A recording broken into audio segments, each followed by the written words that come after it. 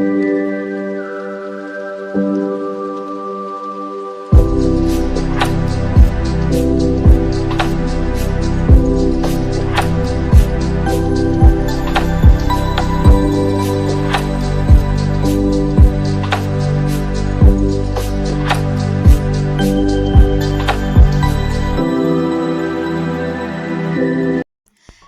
everyone, good morning and welcome back to my channel, My Life, My Vlogs.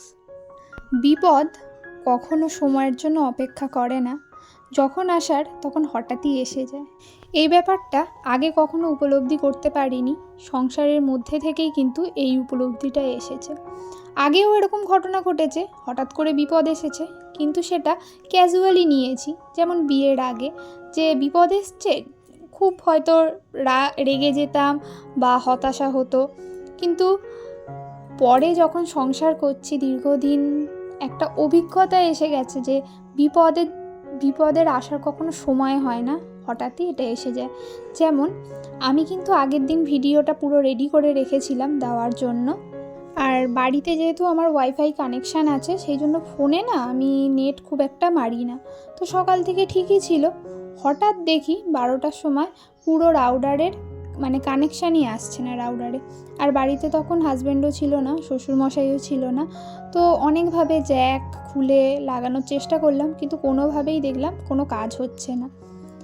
তো তারপরে বোঝা গেল যে রাউডারের জ্যাকটা পুড়ে গেছে, খারাপ হয়ে গেছিলো। তো যাই হোক, সেই জন্য আর ভিডিওটা দেওয়া হয়নি। তো এই যে হঠাৎ হঠাৎ বিপদ, এগুলো কিন্তু আমাদের জীবনকে অনেক বড় শিক্ষা দিয়ে যায়। আমার একটা প্ল্যানিং অনুযায়ী আমি ভিডিওটা করেছিলাম বা সমস্ত রেডি করেছিলাম দেব বলে, কিন্তু এই যে হঠাৎ করে এই সমস্যাটা হওয়ার কারণে সকাল থেকেও কিন্তু কোনো সমস্যাটা যে হবে সেটার কিন্তু কোনো ব্যাপারই ছিল না। সকালবেলা ঠিকঠাকই ছিল আর কি রাউডারটা। তো হঠাৎ করেই কিন্তু ভিডিও দেওয়ার খানিকক্ষণ আগেই দেখলাম পুরো নেট কানেকশানটা অফ হয়ে গেছে। তো এইটাই হচ্ছে আমাদের জীবনের শিক্ষা। আর আমি এই ব্যাপারটাতে প্রথমে একটু খুব বিরক্ত হচ্ছিলাম, তারপরে কিন্তু আমি মেনে নিলাম যে এটা আমাদের জীবনে হতেই পারে। আর এই সিচুয়েশনের সঙ্গে কিন্তু আমাদের সবাইকে মানিয়ে নেওয়া উচিত। আমরা যখন সকালবেলা ঘুম থেকে উঠি আমাদের কিন্তু কিছু প্ল্যানিং থাকে, সেই প্ল্যানিংগুলো দিনের শেষে যে সবটাই ফুলফিল হবে এর কিন্তু কোনো মানে নেই। আর এটা সবার ক্ষেত্রে হয়ও না। দিনের শেষে গিয়ে কারোর প্ল্যান বা দিনটা ঠিকঠাক যায়, আবার কারোর প্ল্যান মাফিক দিনটা কিন্তু যায় না। আর এতে যদি হতাশ হয়ে আমরা সমস্ত হাল ছেড়ে দিই তাহলে কিন্তু আমাদেরই বিপদ, আমাদের কিন্তু কোনো লাভ হবে না। এখানে দেখো এই পিঁপড়েগুলো পিকনিক চলছে। সকালবেলা ঘুম থেকে উঠে দেখি প্রচুর পরিমাণে পিঁপড়ে লাইন দিয়ে দিয়ে যাচ্ছে, আর পিকনিক স্পট হচ্ছে আমার এই হটপটটা। এর মধ্যে গতকালের রুটি ছিল একটা রাখা, তো সেটাকেই ওরা মুখে করে অল্প অল্প দানা দানা করে নিয়ে যাচ্ছে। দেখবে ওদের প্রত্যেকের মুখেই সাদা সাদা যে টুকরোগুলো ওই রুটিরই টুকরো, ছোট্ট ছোট্ট টুকরো।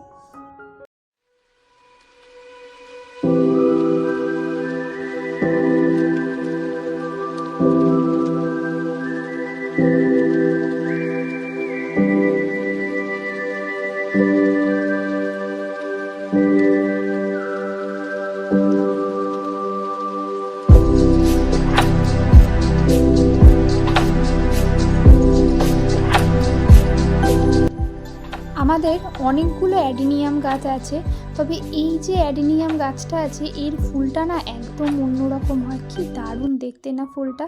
তাই একটু তোমাদের সঙ্গে শেয়ার করলাম, কালারটা এত সুন্দর, কি যে ভালো লাগছিল।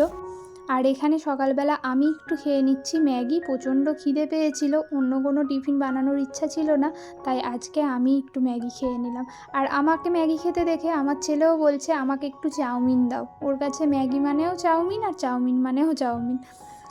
তো ওকে খেতে দিয়ে ওকেও একটু দিলাম আর আমিও খেলাম। আর এদিকে তারপরে শুরু করে দিয়েছি দুপুরের রান্নার তোড়জোড়। আর রান্নাটা একটু তাড়াতাড়ি করব, কারণ তোজোকে নিয়ে ভেবেছি আজকে যাব একটু পার্কে।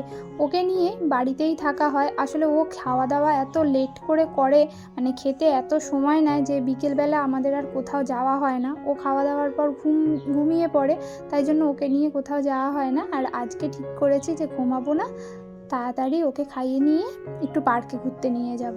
আর ঠান্ডা ঠান্ডারও একটা আমেজ পড়েছে, তাই পার্কে গিয়ে যতই ও দৌড়াদৌড়ি করুক খুব একটা ওর কষ্ট হবে না। আর পার্কে যাওয়া মানেই ও দৌড়াদৌড়ি করবে জানি, তো সেই জন্য আর কি আরও নিয়ে যাওয়া ওকে পার্কে, যাতে কোনো কষ্টও না হয় আর ও একটু ও মজা করতে পারে ওখানে গিয়ে।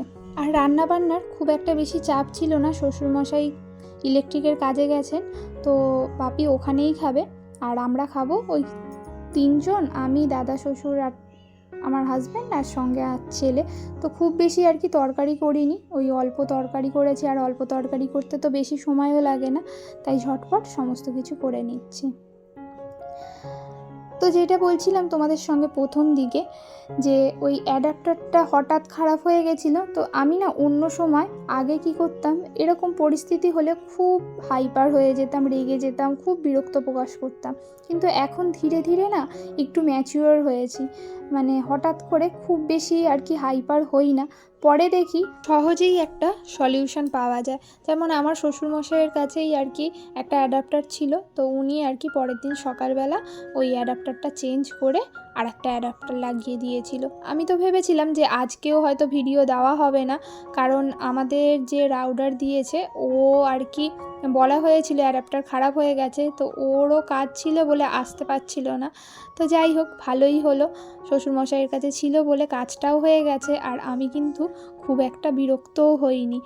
আর আমার মনে হয় বিরক্ত হওয়া বা এই যে ফ্রাস্ট্রেশন, এগুলো কিন্তু নিজেদেরই ক্ষতি, নিজেদের শরীরের পক্ষে ক্ষতিকর প্রভাব ফেলে। এর থেকে একটুখানি যদি ধৈর্য নিয়ে যদি আমরা থাকি, দেখা যায় সহজেই কিন্তু সমাধানগুলো বেরিয়ে আসে। এদিকে আমার রান্নাবান্না সমস্ত কমপ্লিট হয়ে গেছে, তো কিছু বাসনপত্র ছিল সেগুলোই এখন গুছিয়ে নিচ্ছি, কারণ রান্নাঘরটা গোছানো হয়ে গেলে আমার রান্নাঘরের সমস্ত কাজ কমপ্লিট হয়ে যাবে, আর তখন আমি ঘরের কাজগুলো করতে পারবো। আর ঘরের কাজগুলো সকালবেলা ওই বিছানা তুলেছিলাম, তারপরে আর হাত দেওয়া হয়নি, তাই ভাবলাম যে পুরো রান্না বান্নার কাজটা কমপ্লিট করে ঘরের অন্যান্য কাজে হাত দেবো। এদিকে ছেলের জন্য একটু প্লেটে লেবু সাজিয়ে দিচ্ছি, আর ওকে যদি এরমভাবে একটু সাজিয়ে দেওয়া যায় তাহলেও না আনন্দের সঙ্গে নিজে নিজেই খেতে পারবে আর কি। অন্য খাবারগুলো খায় না, তবে ফলটা একটু ভালোবাসে, নিজে নিজেই খায়। আর ওকে এখন দিয়ে আসছি, ওর রিয়াকশানটা দেখো। ওই যে প্লেটে করে দিয়েছি, ও নিজেই দেখছে আনন্দের সঙ্গে, আর তারপরে একা একা নিজে নিজেই খাবে। আর লেবুগুলো খাচ্ছে, আর টিভিতে কার্টুন চলছে, ওই পেপা পিগ, ওর তো ফেভারিট একদম কার্টুন, তো ওটাই দেখছে আর নিজে একা একাই খাচ্ছে। এদিকে বাইরে অনেকগুলো জামা কাপড় ছিল, তো সেগুলো নিয়ে এসে এখন গুছিয়ে নিচ্ছি। আর আমার পিছন দিকে দেখতে পাচ্ছ মশারি ঝুলছে, আসলে শীতকাল, এখন তো পাখা চালানো যাবে না, আর মশার উপদ্রব প্রচণ্ড পরিমাণে। আর আমাদের বাড়ি দেখতেই পাচ্ছ এই বাঁশবাগানের পাশে, এখানে তো মশার উপদ্রব আরও বেশি, তো সেই জন্য আর কি মশারিটা বার করা। গরমকালে কিন্তু মশারি টাঙাইনি, পাখার হাওয়াতে মোটামুটি হয়ে যেত ম্যানেজ।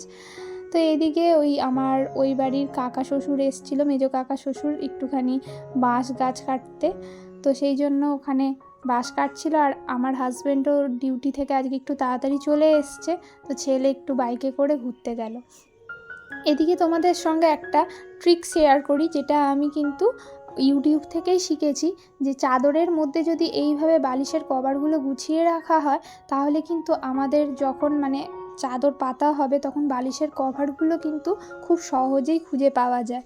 আর না হলে এক জায়গায় চাদর আর এক জায়গায় কভার থাকলে একটু খুঁজতে সময় লাগে, কিন্তু এর মধ্যে যদি এরমভাবে থাকে না, খুব সহজেই আর কি বালিশের কভার চাদর একসাথেই পাওয়া যায়। আর গায়ের চাদরগুলো এখন কেচে দিচ্ছি, এখন তো কম্বল বার হয়ে গেছে, তাই চাদর আর লাগবে না, তাই সমস্ত কিছু গুছিয়ে একেবারে আলমারি না, খাটের মধ্যে ঢুকিয়ে রেখে দিচ্ছি। তো এরপরে সমস্ত কাজ কমপ্লিট করে আমরা চলে এসেছিলাম পার্কে ছেলেকে নিয়ে। আর ছেলে দেখতে পাচ্ছ এখানে স্লিপে চড়ছে, আর সঙ্গে অনেক বাচ্চারাও ছিল, ওর তো ভীষণ মজা হচ্ছিল। আর এখানে আমার কর্তামশাই বসে দোলা চড়ছে। এই পার্কটা আমাদের বাড়ি থেকে খুব বেশি দূর না, বাইকে করে মিনিট 5-6 মধ্যেই আর কি চলে আসা যায়, তা কাছাকাছি পার্কটা একদম। এখানে আমিও আমার বরের পাশে বসে একটু দোলনা ছড়িয়ে নিচ্ছি। বাচ্চাদের সঙ্গে থাকতে থাকতে কখনো কখনো আমরা বড়রাও কিন্তু বাচ্চা হয়ে যাই, দেখতে পাচ্ছ। আমার ছেলে তো উঠছেই, তার সাথে সাথে আমার হাজব্যান্ডও কিন্তু ওই জিগজ্যাগটার ওপরে উঠে পড়েছে। আর আগেরবার আরও একবার এসছিলাম, তখন দেখেছিলাম অনেক ঘাস হয়েছিল। এখন এটা পরিষ্কার করার কাজ চলছে, যেহেতু ঠান্ডা পড়ে গেছে তাই পিকনিক করতে আসবে লোকজন। পার্কটা কিন্তু বেশ ভালো। তো চলো আজকের ভিডিওটা এখানেই শেষ করছি, এখানেই ইতি। আর যদি ভিডিওটা ভালো লাগে অবশ্যই একটা লাইক করে দিও। চলো টাটা।